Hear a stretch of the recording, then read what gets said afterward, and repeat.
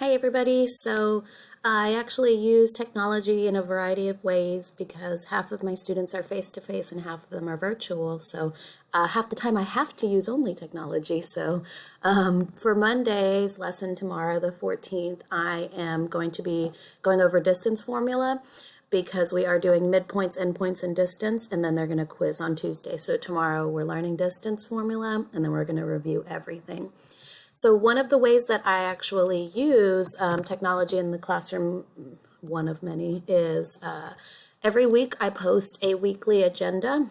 And so, the kids can click on the agenda and it'll look something like this.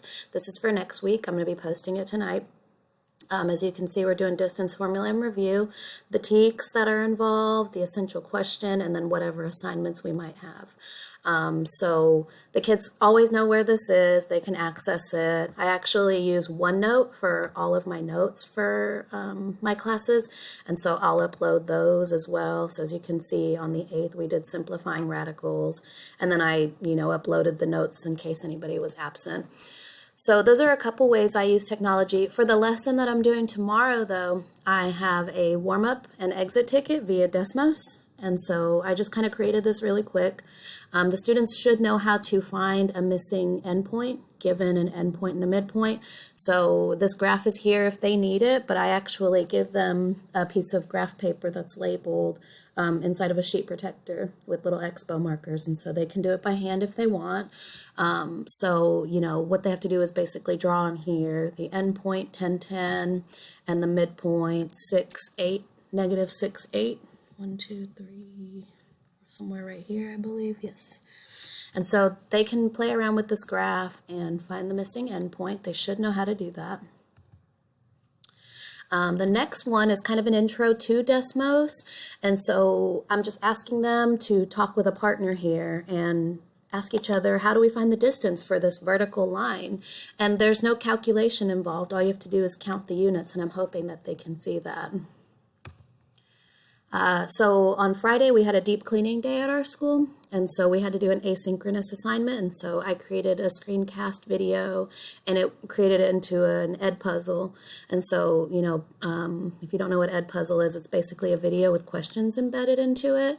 And so I told them to take notes on it, and they did some examples. And so from there, I actually posted these formulas into the Edpuzzle so they can look at the notes and figure out which ones are the correct distance formula. So this one's the formal distance formula, but I told them that they could also use Pythagorean theorem to figure out the distance if that was easier for them.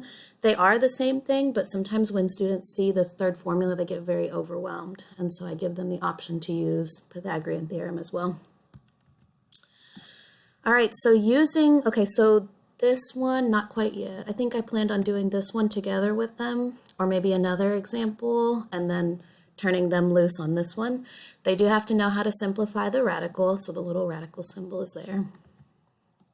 Okay, so then throughout the lesson, I plan on doing examples with them, and they will use their little graph paper sheets and, mark on them. They'll be taking notes and all that good stuff.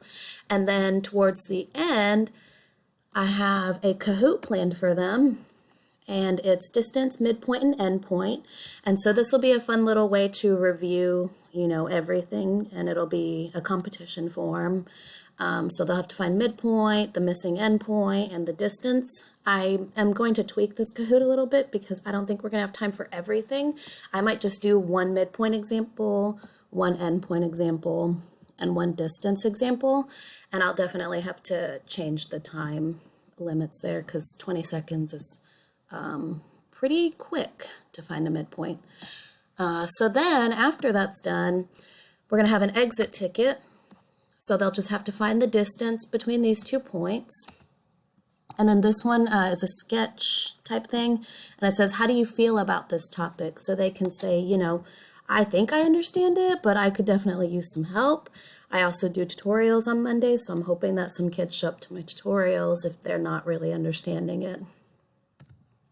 The last thing that I am asking them is, what do you struggle with most in this lesson? I have a few kids that are really struggling just putting points on the graph. They're getting very mixed up.